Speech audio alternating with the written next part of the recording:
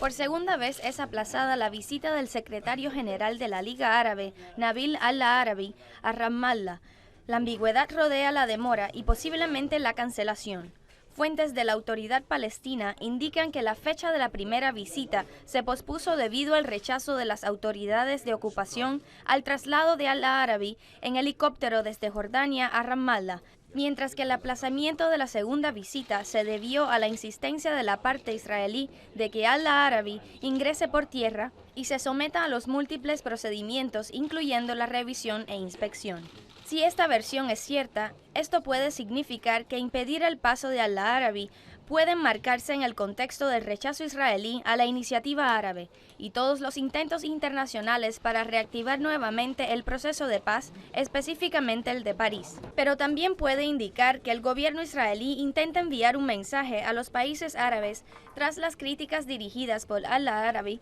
durante una reunión con el grupo de embajadores de Europa Occidental el domingo pasado en la sede de Liga, donde se refirió al rechazo de los países árabes a la presidencia de Israel del Comité Jurídico de las Naciones Unidas. Independientemente de las causas directas, estas medidas israelíes vuelven a colocar de relieve el grado de sometimiento de Cisjordania a la ocupación y que cualquier visita a los territorios palestinos, incluso para los invitados del presidente de la Autoridad Palestina, y aunque el visitante sea el secretario general de la Liga de los Estados Árabes, esta no se puede realizar sin el consentimiento israelí y sus condiciones. Las restricciones arbitrarias hacia al-Arabi confirman que las autoridades de la ocupación son las que deciden y tienen la última palabra en cuanto a la seguridad, y que dividir la ribera occidental en sectores A, B y C, como aparece en el texto de los acuerdos de Oslo, es meramente una formalidad. Ante esa realidad, se puede entender el razonamiento tras la opinión de aquellos que hacen un llamado para no visitar a Jerusalén o Cisjordania por considerar la visita una forma de normalización de las relaciones con Israel, ya que los visitantes están en la obligación de tratar con la Embajada de Israel para obtener una visita y someterse a sus dictámenes y a las restricciones de la ocupación.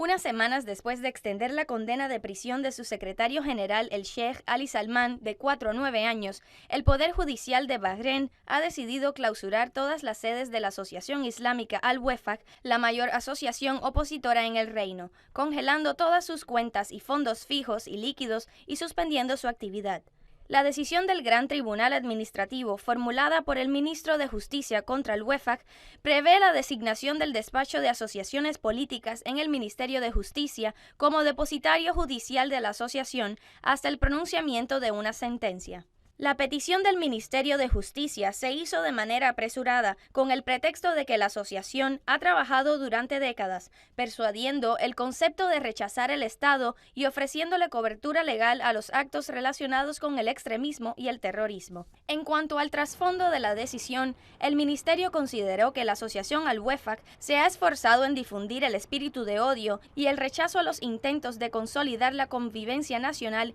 y el pluralismo, según lo expresó el ministerio. La decisión del Ministerio de Justicia fue seguida por la resolución del ministro de Trabajo y Desarrollo Social, que se enmarca dentro de la misma línea y que pide disolver las dos asociaciones de Al-Risala y Al-Tawiyya, asociaciones islámicas dirigidas por la referencia religiosa el jeque Isa Qasem. La primera reacción procede de la delegación del Observatorio de Bahrein para los Derechos Humanos en Ginebra, que presentó una demanda urgente ante el Alto Comisionado para los Derechos Humanos de las Naciones Unidas, relacionada con la disolución de la asociación Al-Wefaq. Llama la atención que la decisión de cerrar las oficinas de Al-Wefaq y suspender sus actividades se produce poco después de que las fuerzas de seguridad bahreníes vuelven a detener a Nabil Rajab, el presidente del Centro de Bahrein para los Derechos Humanos, y ponerlo a la orden del Ministerio Público, al mismo tiempo que se le prohibió a un número de activistas salir del país para asistir a una reunión del Consejo de Derechos Humanos de la ONU.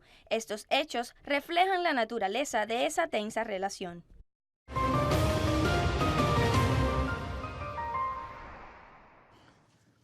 109 países otorgaron su voto a Israel, representada por el extremista del Likud, Dani Danon, para presidir el Comité Jurídico de las Naciones Unidas por primera vez en la historia del país ocupante desde su adhesión a la organización internacional. La elección de los presidentes de las 6 comisiones afiliadas bajo la bandera azul internacional suelen ser usualmente por unanimidad, pero las objeciones de los 2 grupos árabes e islámicos obligaron a la Asamblea General, con sus 193 miembros, a recurrir a la votación. 23 estados se abstuvieron y 4 países árabes al menos otorgaron su voto a Israel, según el diario del Quds árabe. Danon, que es famoso por su hostilidad hacia los palestinos y apoya los asaltos a la mezquita de Al-Aqsa, presume de su simbólico cargo diplomático, señalando que su país tiene de liderazgo mundial en cuanto al derecho internacional y a la lucha contra el terrorismo. Con esas palabras, se expresó en la organización internacional, la cual Israel no ha respetado ni ha respetado sus resoluciones.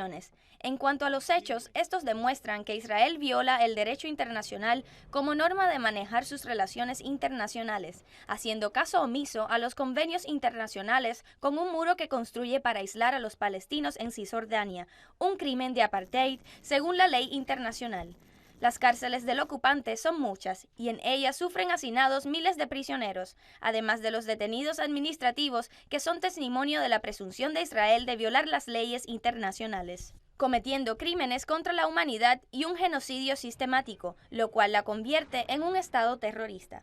La mayoría de los israelíes están felices por la elección del ministro de Información de origen magrebí para supervisar asuntos relacionados con la ley internacional y el combate contra el terrorismo y para la discusión de los protocolos anexos a la Carta de Ginebra, mientras que el Grupo Árabe y la Organización para la Cooperación Islámica objetan, considerando el hecho una decadencia peligrosa y un menosprecio a los valores internacionales, considerando esto como la consolidación de la política de la doble moralidad en el trato con los asuntos internacionales.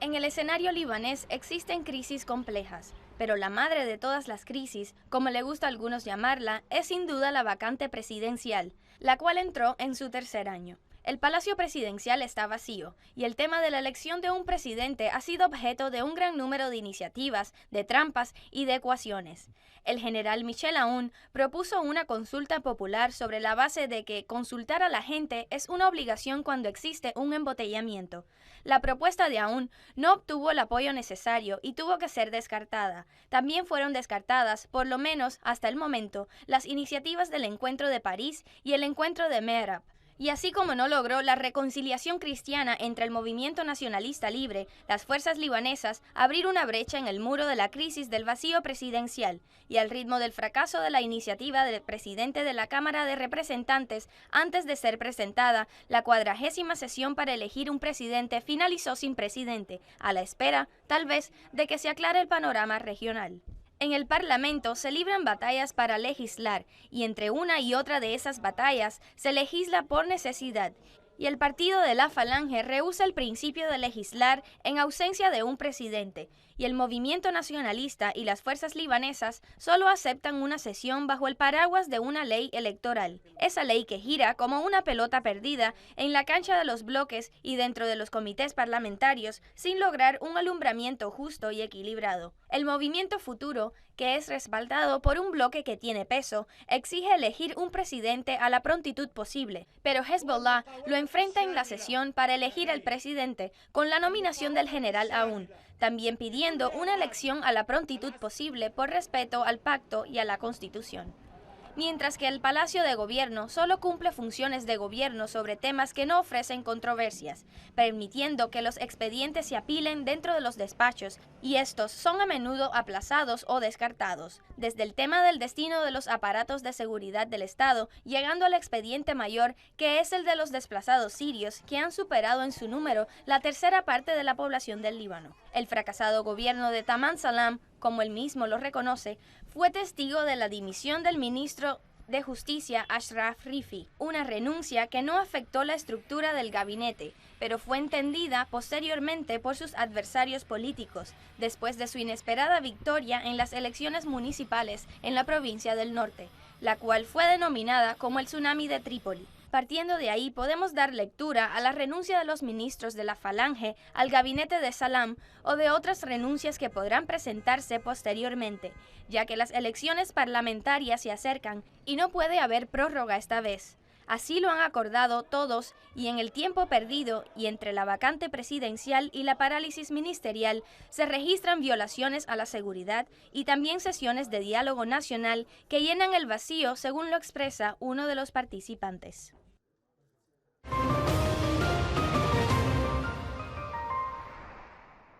2.500 funcionarios de seguridad y de policía es el número aprobado por el gobierno pakistaní dentro del marco del plan de seguridad y asignado a la protección de las mezquitas, mercados y lugares de reunión durante el mes de Ramadán, en previsión de cualquier ataque o atentado terrorista.